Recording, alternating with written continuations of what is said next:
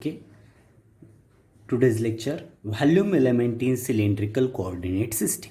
That means in that topic here we calculate the volume element in cylindrical coordinate system. Okay, see figure here. In that figure, that P is a any point.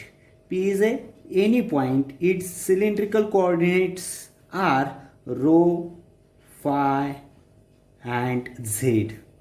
That means P इथे हा कोणताही एक point आहे आणि इथे ह्या P ह्या पॉईंटचे सिलेंड्रिकल कोऑर्डिनेट्स आहे रो फाय आणि झेड. इथे तुम्हाला दिसेल डायग्राममध्ये इथे रो कोऑर्डिनेट दिसतो राईट. हा रो कोऑर्डिनेट झाला. दॅट मीन्स हे जे डिस्टन्स आहे हे जे डिस्टन्स ते रो आहे. त्याच्यानंतर इथे फाय आहे आणि हा जो आहे तो काय आहे झेड. ओके, देन आता लास्ट स्पेरिकल पोलर कोऑर्डिनेट सिस्टीममध्ये जे केलं आपण स्पेरिकल पोलर कोऑर्डिनेट जे आहे आर थिटा आणि फाय ते जसे स्ट्रेस केले इंक्रीज झाले राईट. जसा आर डी आर एवढा इंक्रीज केला, डी थिटा एवढा इंक्रीज केला आणि फाय हा डी फाय एवढा इंक्रीज केला. सेम इथे पण आपल्याला काय करायचं बघा. फर्स्ट हा जो रो फर्स्ट जो आहे रो हा सिलेंड्रिकल कोऑर्डिनेट्स आहे रो, याला काय करायचं आहे डी रो एवढं काय करायचं आपल्याला स्ट्रेस करायचं. इथे लक्षात येईल तुम्हाला हा जो आहे हा हे जे डिस्टन्स आहे इथून याला सपोज पी डॅश म्हणा.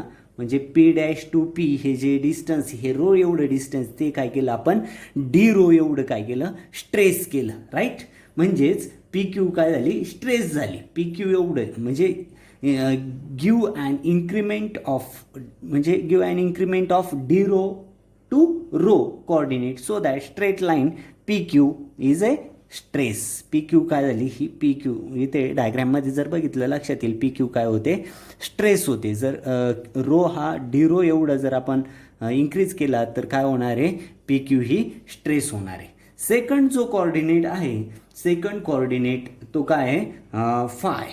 स्फेरिकल पोलर कोऑर्डिनेट सेकंड जो आहे फाय, हा फाय काय करायचा आहे फाय इंक्रीज करायचा आहे. किती इंक्रीज करायचं आहे तर five increase by D five.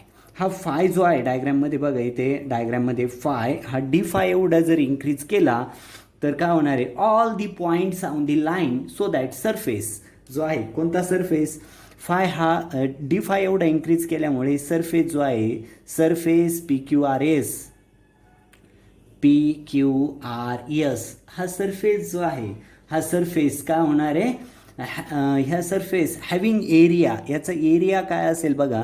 ह्या सरफेस हा स्ट्रेस झाला. हा सरफेस जो आहे P Q R S phi हा डी फाय एवढा इन्क्रीज केल्यामुळे हा पी क्यू आर एस हा एरिया स्ट्रेस झाला आणि याचा area of that P Q R S आपण एरिया कसं कॅल्क्युलेट करतो इथे बघा. हा सरफेस कसा दिसतो डायग्राममध्ये पी क्यू आर एचा एरिया म्हणजे ही एक साईड आणि दुसरी साईड ह्या दोन्ही साईडचं काय करायचं मल्टिप्लिकेशन. फर्स्ट साईड कोणती डी रो ही बघा ही जी आहे पी टू क्यू म्हणजेच ती इथे पण पी टू म्हणजे ही जी आहे ही साईड ती किती पी क्यू आहे डी रो आहे sorry not P Q this is the D rho आणि सेकंड जे आहे second rho D phi okay into rho D phi यांचं मल्टिप्लिकेशन म्हणजे एरिया होईल. म्हणजेच rho D rho D phi हा काय झाला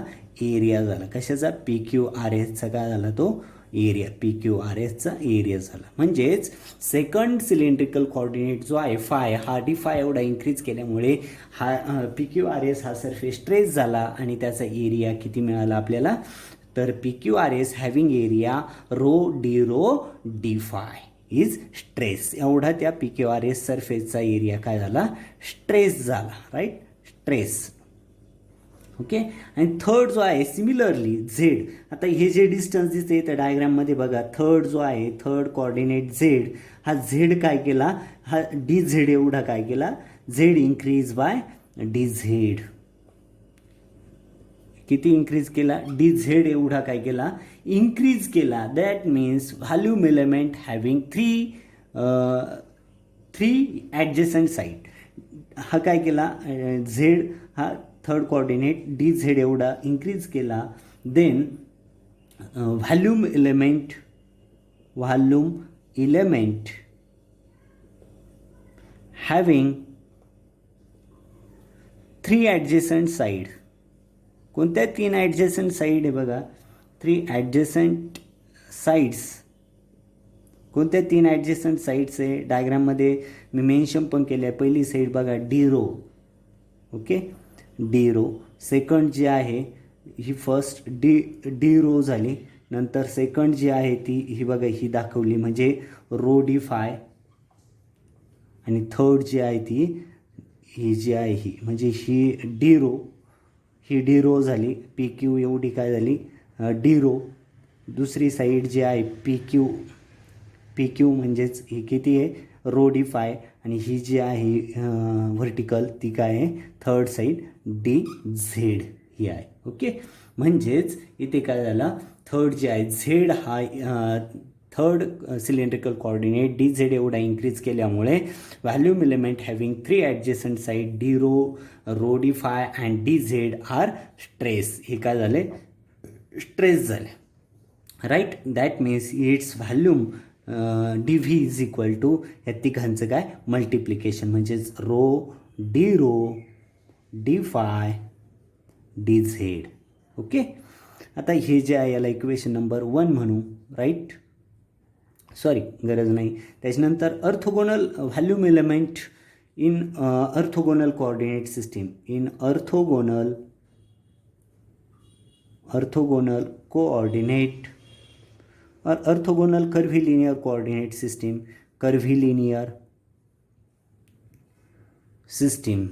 coordinate system, right.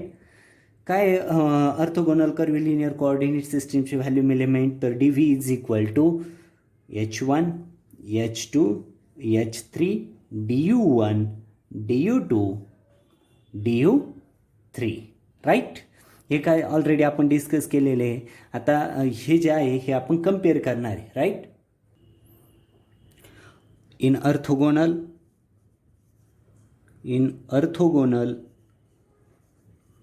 curvilinear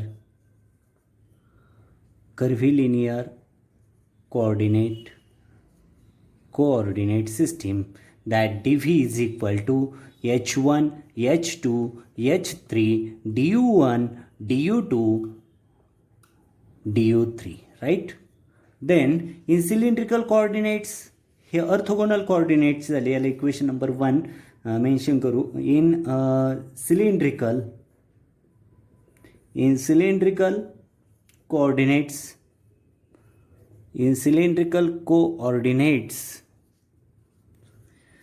dv is equal to काय सिलेंड्रिकलमध्ये 1 into rho, okay, 1 into rho into again 1 d rho D phi D z. म्हणजेच काय आलेलं आहे बघा त्याला आपण असं डी व्ही. आत्ता d V is equal to काय मिळालेलं आहे आपल्याला रो डी फाय आणि डी झेड. आत्ताच आपण व्हॅल्यूम एलिमेंट कॅल्क्युलेट केले आपण सिलेंड्रिकल कोऑर्डिनेट सिस्टीमचे. झेड हा डी झेड एवढा स्ट्रेस केल्यानंतर आपल्याला हे व्हॅल्यूम एलिमेंट मिळाली. यालाच मी असं पण राईट करू शकतो आहे 1 into rho into D rho, sorry परत again 1 into D rho, okay, D rho D phi D Z. Okay, आता इक्वेशन 1 आणि 2 जर कम्पेअर केले ऑलरेडी इथे मिळाले आपल्याला का volume element in cylindrical coordinate system इथेच मिळाले. आपण स्केल फॅक्टर्स कॅल्क्युलेट करतोय. आता हे जर इक्वेशन 1 आणि 2 कम्पेअरिंग केले, equation 1 comparing equation 1 and 2, right. Compare केल्यानंतर H1 म्हणजेच H रो म्हणू त्याला is equal to 1, H2 is equal to H phi is equal to rho. इथे बघा H1 राईट. H1लाच आपण H रो म्हणतो. H2 म्हणजे H phi is equal to rho H2 rho आणि H3 म्हणजे again 1. H3 is equal to सफिक्सला आहे हा, right. hz is equal to again 1. These are the scale factors. That means in that point, volume element of the cylindrical coordinate systems is rho, d rho, d phi, dz. This is the volume element of that cylindrical coordinate system, and scale factors h rho is equal to 1, h phi is equal to rho, and hz is equal to again 1. These are the scale factors of that cylindrical coordinate system. Here must remember that equation very simple here, that cylindrical P having three cylindrical coordinates rho, phi and z, that rho is increased by d rho, then that pq is stress, then phi is increased by d phi, then that pqrs is increased, then area of that pqrs is equal to multiplication of that two sides, and third coordinate z is increased by dz, and here the volume element of that cylindrical coordinate rho, d phi and dz. Then we calculate, we compare the orthogonal curvilinear coordinate system and that's volume element in cylindrical coordinate system, and after comparing we calculate the scale factors of the cylindrical coordinate system. Okay, म्हणजेच आतापर्यंत आपण ह्या तीन टॉपिकमध्ये आपण बघितलं volume element in curvilinear coordinate system, त्याचे आपण कॅल्क्युलेट केले. Volume element in curvilinear coordinate system जे आहे, व्हॉल्यूम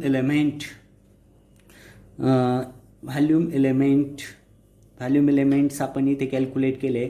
त्याच्यातला फर्स्ट पॉईंट जो होता कर्व्हेलिनियर कोऑर्डिनेट सिस्टीम, त्यालाच आपण ऑर्थोगोनल कोऑर्डिनेट सिस्टीम म्हणतो. कर्व्हेलिनियर कोऑर्डिनेट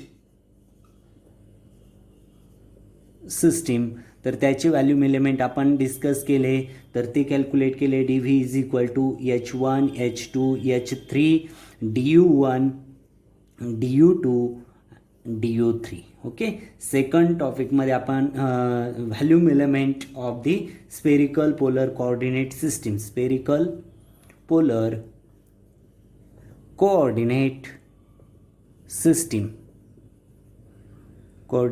सिस्टीम त्याचे आपण व्हॅल्यूम एलिमेंट जे आहे ते आपण कॅल्क्युलेट केले. D V is equal to volume element D V is equal to ते मिळाले आपल्याला आर, ह्या फॉर्ममध्ये लिहिले घेतले आपण डी आर डी थिटा आणि R sine theta D phi. Okay, म्हणजेच D V is equal to R square sine theta D R D theta D phi. Okay, आणि याचे स्केल फॅक्टर्स जे आहे ते स्केल फॅक्टर्स आपण कॅल्क्युलेट केले. h1 is equal to 1, त्यालाच आपण h1 म्हणजेच याला आपण H R is equal to 1, H theta is equal to R आणि H phi is equal to R sine theta, हे आपण कॅल्क्युलेट केले. हे लक्षात ठेवणं गरजेचं आहे. त्याच्यानंतर थर्ड जो आहे थर्ड पॉईंट बघितला आपण, व्हॅल्यूम एलिमेंट इन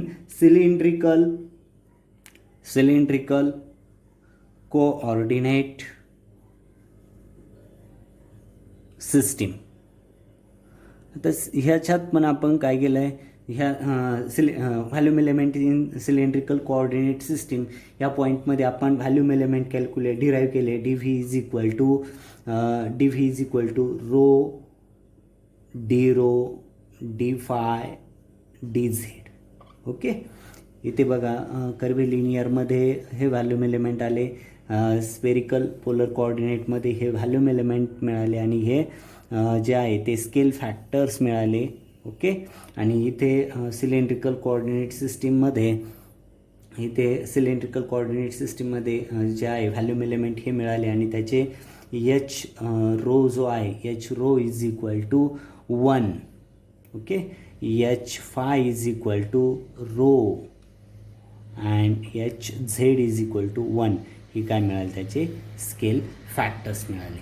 इथे volume element in curvilinear coordinate system spherical polar coordinate system आणि सिलेंड्रिकल कोऑर्डिनेट सिस्टीम आणि त्याचे स्केल फॅक्टर्स आपण काय केले इथे डिराईव्ह केले. आता नेक्स्ट लेक्चरमध्ये आपण बघणार आहोत की ग्रॅडियंट म्हणजे काय, ग्रॅडियंट. ओके, खूप इम्पॉर्टंट पॉईंट्स आहे. पण आत्तापर्यंत झालेले सगळ्या टॉपिकचे equations, scale factors, metric elements, वेगवेगळे इक्वेशन्स तुम्हाला इथे लक्षात ठेवावं लागतील. ग्रॅडियंट बघणार आहोत, त्याच्यानंतर सेकंड वन डायव्हर्जन्स जे आहे, डायव्हर्जन्स नेक्स्ट पॉईंट बघणार आहे. त्याच्यानंतर curl and third one is the fourth one is the Laplacian. म्हणजे लॅप्लासियन हे जे 4 पॉईंट्स आहे, हे 4 पॉईंट्स आपण प्रत्येक याचे बघणार. म्हणजे ऑर्थोगोनल कर्व्हिलिनियर सिस्टीम जी आहे, कर्व्हिलिनियर कोऑर्डिनेट, त्याला रेक्टिलिनियर कोऑर्डिनेट सिस्टीम पण म्हणतात. कर्व्हिलिनियर कोऑर्डिनेट सिस्टीम. ओके, त्याच्यानंतर सेकंडचं पण बघणार आहोत स्पेरिकल. प्रत्येक कोऑर्डिनेट सिस्टीमचे आपण ग्रॅडियंट, डायव्हर्जन्स, कर्ल आणि लॅप्लासियन कॅल्क्युलेट करणार आहोत. Spherical polar coordinate system. Okay, आणि third one cylindrical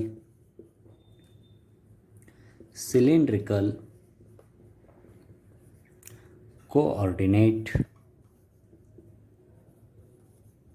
system. Right, म्हणजेच आपल्याला इथे फर्स्ट जी आहे coordinate system, curvilinear coordinate system, तिचे ग्रॅडियंट कॅल्क्युलेट करायचे. ग्रॅडियंट जो आहे, ग्रॅडियंट आपण याने डिनोट करतो, सपोज ग्रॅड. ओके, सिम्बॉल जे आहे ते मी तुम्हाला डिटेलमध्ये त्या पॉईंटच्या रिलेटेड एक्सप्लेन करीलच. म्हणजेच पहिली कोऑर्डिनेट सिस्टीमचे हे 4ही पॉईंट आपल्याला काय करायचे आहे, कॅल्क्युलेट करायचे. ग्रॅड कॅल्क्युलेट करायचं आहे, डायव्हर्जन्स, कर्ल आणि लॅप्लासियन. नंतर स्पेरिकल पोलर कोऑर्डिनेटचे पण ग्रॅडियंट, डायव्हर्जन्स, कर्ल आणि लॅप्लासियन कॅल्क्युलेट करायचे. त्याच्यानंतर सिलेंड्रिकल कोऑर्डिनेट सिस्टीम जी आहे तिचं पण ग्रॅडियंट, डायव्हर्जन्स, कर्ल आणि लॅप्लासियन कॅल्क्युलेट करायचे. हा खूप मोठमोठे इक्वेशन्स आपल्याला इथे डिराईव्ह करायचे. याच्यासाठी कन्फ्यूज होण्याची गरज नाही. मागचे इक्वेशन्स जे आहे ते व्यवस्थित लक्षात असेल तुमच्या, ते जर प्रिपेअर केलेलं असेल तर आपल्याला एका कोऑर्डिनेट सिस्टीमची हे ग्रॅडियंट, डायव्हर्जन्स, कर्ल आणि लॅप्लासियन हे डिराईव्ह करता येईल. आणि त्याची इक्वेशन म्हणजे कर्व्हिलिनियर कोऑर्डिनेटसाठी ग्रॅडियंट काय आहे, डायव्हर्जन्स काय, कर्ल काय आणि लॅप्लासियन काय, ते आपल्याला इथे लक्षात ठेवावं लागेल. तसंच सेकंड कोऑर्डिनेट सिस्टीमसाठी, तसंच थर्ड कोऑर्डिनेट सिस्टीमसाठी. ओके, 1 बाय 1 आपण नेक्स्ट लेक्चरपासून हे डिराईव्ह करू. पण त्यापूर्वी तुम्ही मागचे लेक्चर जे आहे ते व्यवस्थित प्रिपेअर करणं गरजेचं आहे. Okay, thank you very much.